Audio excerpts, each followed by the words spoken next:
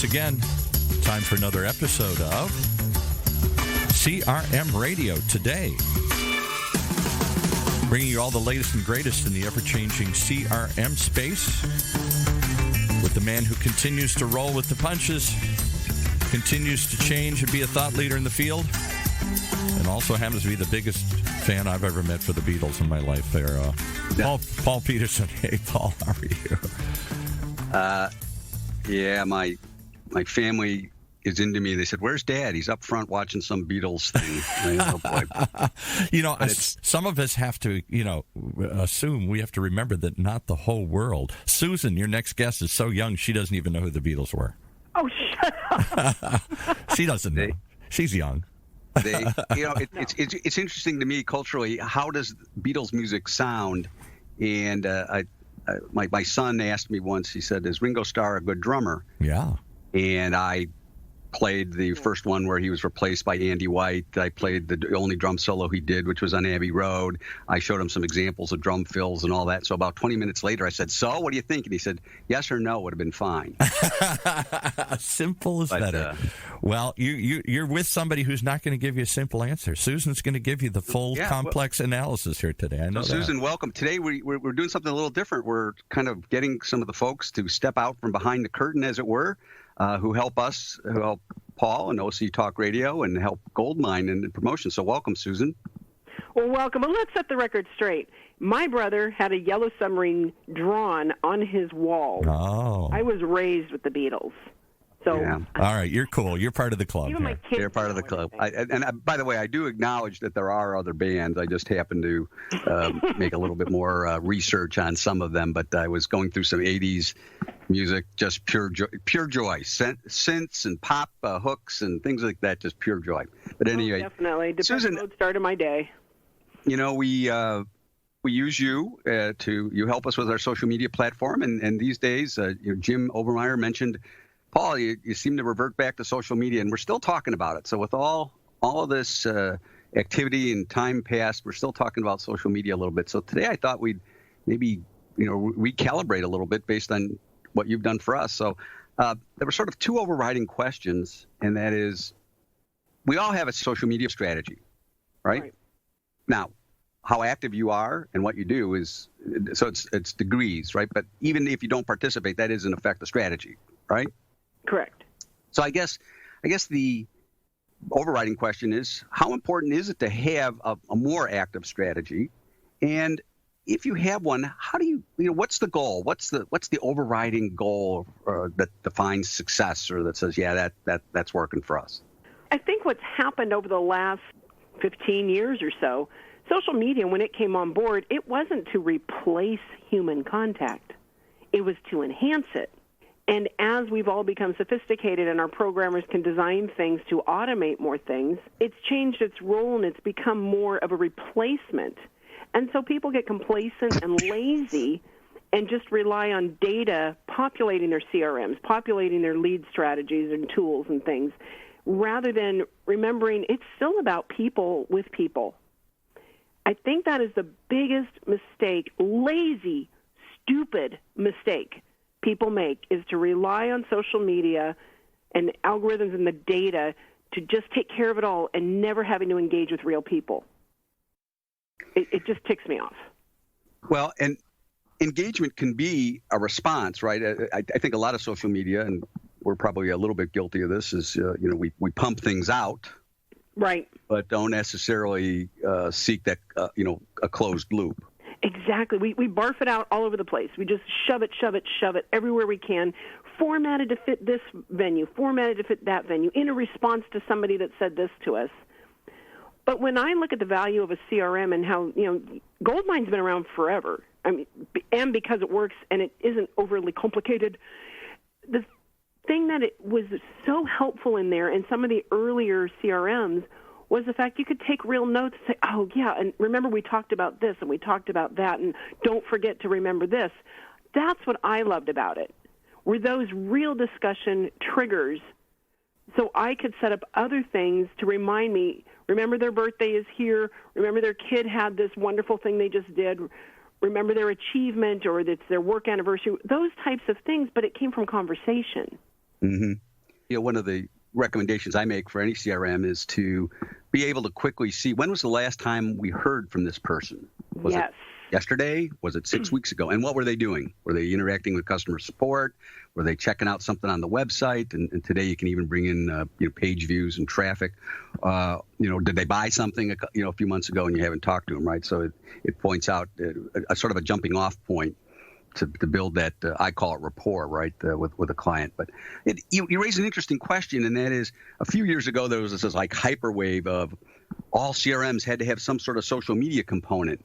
And yet, some of the people that are on social media viewing your posts or whatnot aren't necessarily in your CRM system. And social media can exist apart from the software, right? But you still have to have a strategy. You still do. Social enables us to have that unique opportunity to where we can dip a toe in and kind of get to know somebody better before we even realize, yes, this is a good match for us to continue and try and put together business with them. Maybe they're an advocate, or back off. They are a loon. I just want to back off, because if I'm talking to them, people are going to think I'm a loon too. And so you get that unique ability with social in the different venues, even cross-checking them, for bigger prospects, right, for bigger projects and things. And I'm not just talking about, you're going to buy my one little widget that I have. I mean somebody that wants to do an enterprise system. I want to know if I want to make a relationship with them. And social allows us to do that. And you're absolutely right. We don't get that automatically in our CRM through the data. We have to go look, and then we add that information in. LinkedIn these days is promoting the use of their dashboard to say, hey, when you get a lead from somebody, research them in LinkedIn, see who else they know, see who else in their company is there, is kind of to augment that before you call. I've always recommended that salespeople should have a good LinkedIn page. I recommend LinkedIn because it's more business oriented, but they should have a good page because that's a great way for somebody to see your resume or your credentials before you start talking to them. Right? And they can see who else you support and when you spout off and your views on things. I like to look at, what are they reading? Who are they following? What are they saying in response to these things that I believe in or don't believe in or don't agree with? And for me, it's very helpful because I can come to the conversation from a more maybe respectful and refined approach. And splattering them with things. Do you think every business should have one regardless of size? Should have what, a CRM of some type? Social media strategy. Oh, gosh, yes. Yes, and guidelines, because a lot of times people bring on team members that have no clue. They are so socially inept because they're used to just doing their one little thing, and they're used to Facebook. And, Facebook is probably my least favorite social media venue. LinkedIn is my favorite because I learn things there. I get inspired there. I'm lifted up. I get ideas. I find people to connect with each other. I love LinkedIn. But I think everybody needs a strategy and some help polishing up their profiles. What should you guys include? Hey, this is a great time to go add this. We just added this to our social, to our own site and company. How about you guys go talk about it?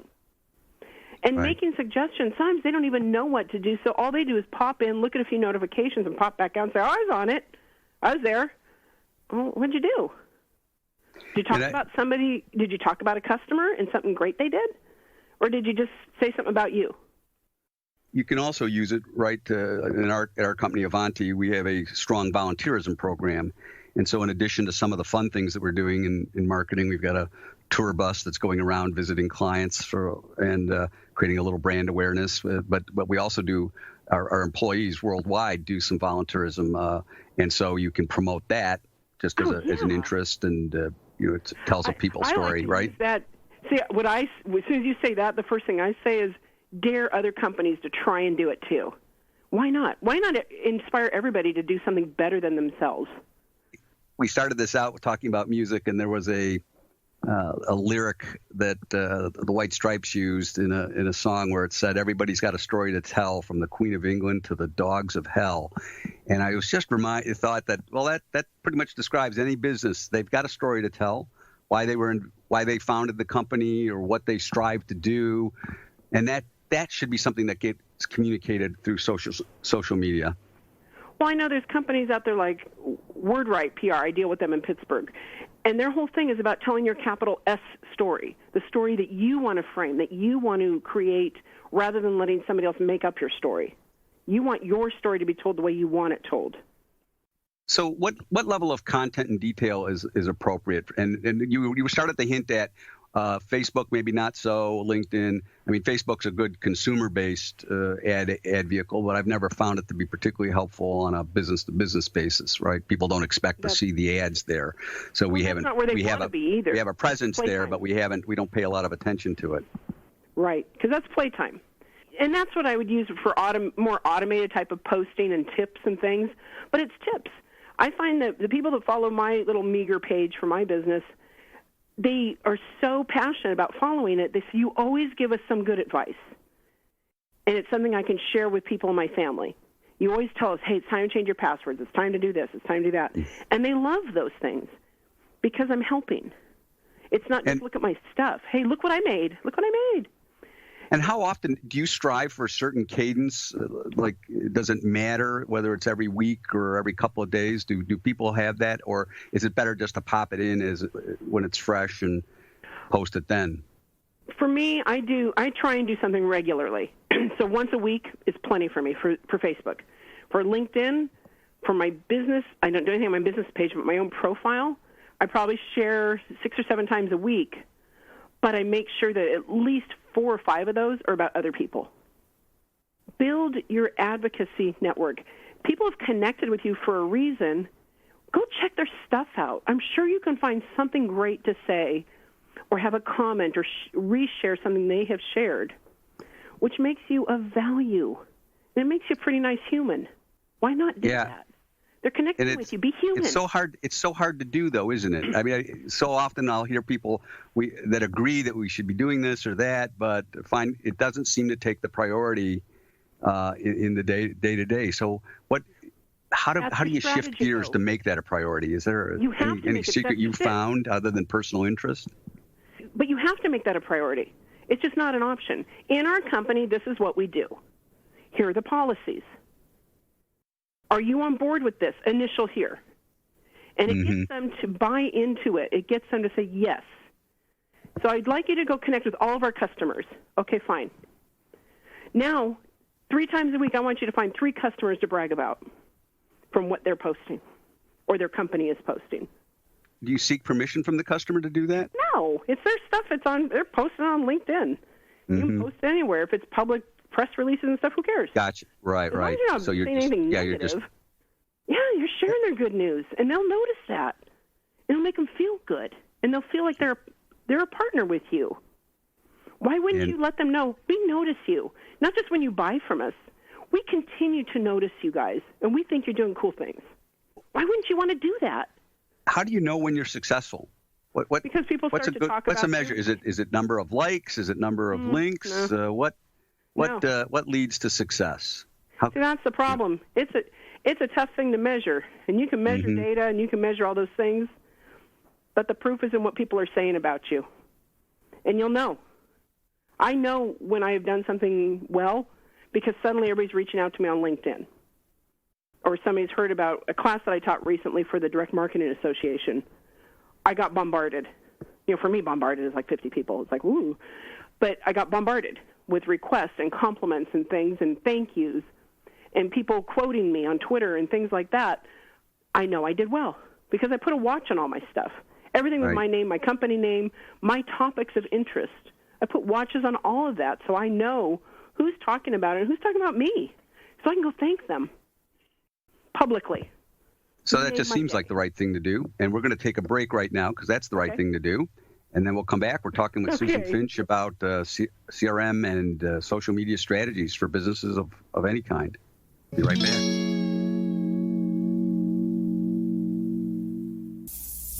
We know you rely on your CRM system, and it's usually a love-hate relationship. Most CRM systems, well, let's face it, they're expensive. They're hard to understand. People don't use them properly. And you're probably paying for features that you don't even want. If that's your case, then maybe it's time to simplify. It's time to get more from your CRM. Why don't you go back to the original? Trust Goldmine. We helped pioneer the industry, after all. Goldmine CRM is, well, it's simple, it's affordable, and it's proven. If all those sound appealing to you, if you're just tired of the CRM headaches that you're getting from trying to implement something that's just too complicated, too expensive, and too much for you to figure out, then why not go back to the original? Visit Goldmine today, goldmine.com. Okay, back to the two biggest Beatles fans I know here. I happen to know that Susan's favorite record was Rubber Soul. You know that? Okay, all right. It's actually one of my favorites, yes. Yeah, and that was actually John Lennon's favorite. They said that was a coming-of-age record for them. It was, and I was 16 years old when I heard it, and I thought that record was that folk rock, Dylan-infused sort of era. Yes. And but it was a good time. Can you be an introvert and still be social?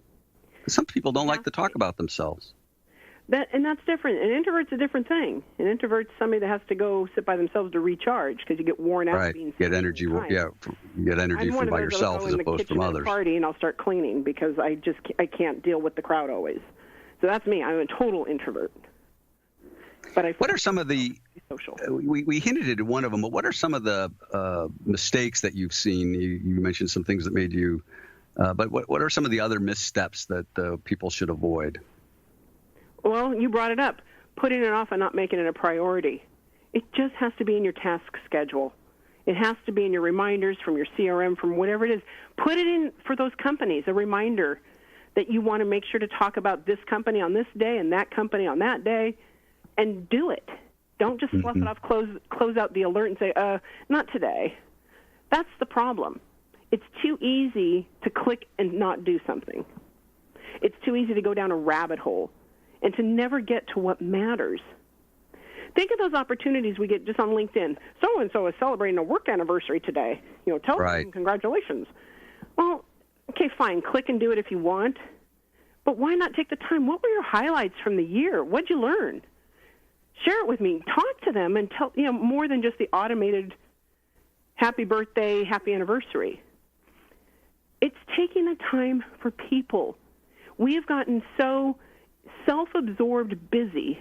I'm so busy. If I have one more person tell me that in a week, oh, I'm sorry I didn't call you. I've been so busy. Shut up. It's a human. We're friends. We are colleagues. We are associates. You matter to me. It's okay that you didn't call me, but don't use that excuse. You probably have plenty of time to play Candy Crush. So why not really get back to making people humans and their work lives, their successes, your priority? That might be a good place for a CRM. Just put a tickler to remind yourself to check and post. I think people have a hard time knowing that is something worth important enough to post, when in some ways maybe just small bits and pieces. One of the questions I wanted to ask you was, let's go through some of the channels that you think are good for business, or not. So we mentioned Facebook, which is kind of where you play there. So probably not where you need to spend a lot of time. LinkedIn. B2C, yes, because that's what you're talking about. Real estate agents, yes. Those types of things, yes. Restaurants, service businesses, that type of thing, yes. But for what you do, for most of us to do that hang out here together on this radio station, no, LinkedIn. What about Twitter? See, Twitter doesn't get used properly. There's so many ways to use Twitter more effectively than to just check your stream. Following certain hashtags, like good hashtags. Check out what the hashtags are leading to, especially before you start using them, because it might not be good. But you want to check those out and jump in and meet new people. Share what they're talking about. Comment. Ask them a question. Is Twitter a good place for example, Goldmine, if we have a software update or a new release available? Now our followers are following us not because we're entertainment stars. They're following us because they have some interest in Goldmine. So is that an appropriate use of a Twitter account to notify people something new regarding the product they use or and how they use it? Yes, but it's crafting those messages so you reach new audience. What are the people that have CRM as the solution to a pain point? What are they talking about? And that's who you want to engage with. That's who you want to try and reach every time. You want to find the people that don't know you yet, too. Right. And be able to tell them in little bites, give me a sentence of what this is going to solve. What else? What else? And just spread those out. Videos do well on Twitter. Very short videos with the same kind of thing where you have the text going across it, because not everybody can have the sound on. I rarely have the sound on my phone, but I can read really fast.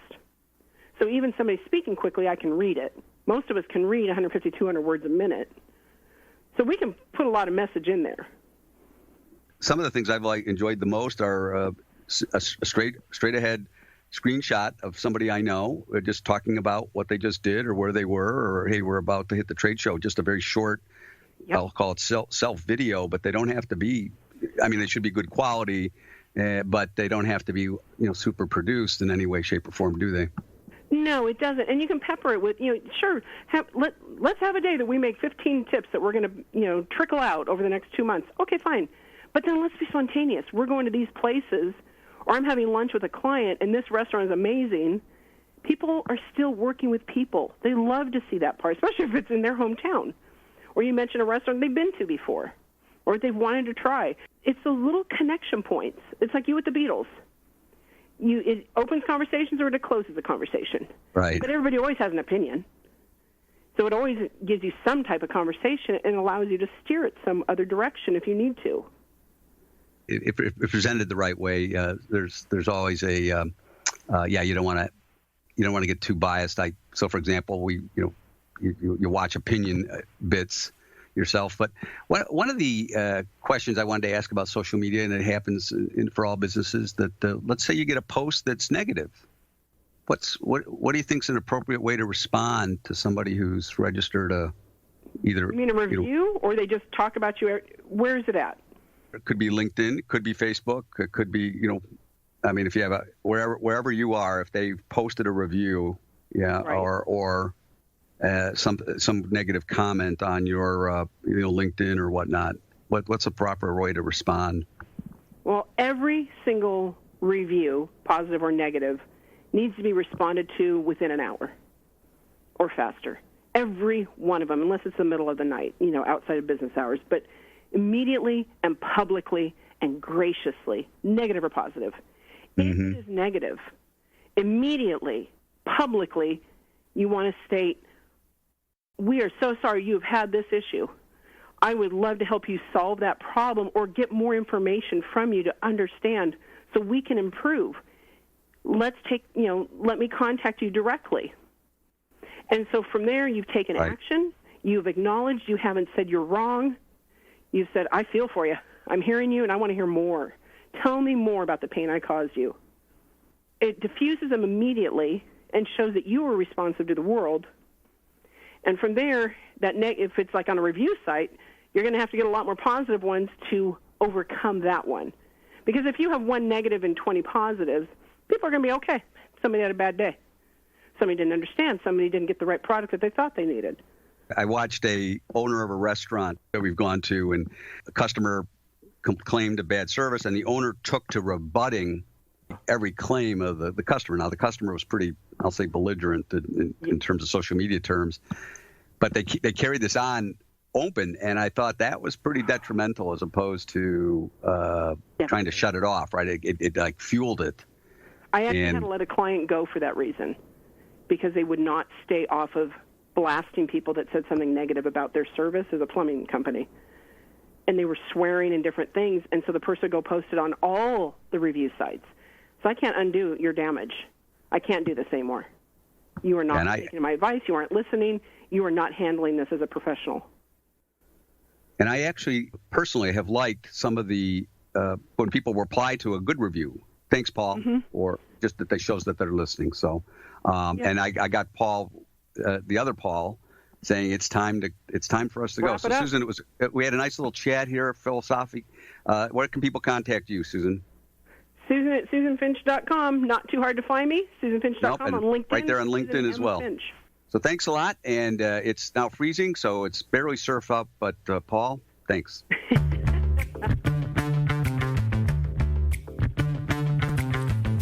You've been listening to another episode of CRM Radio Today, right here in the Funnel Radio Network for at-work listeners like you.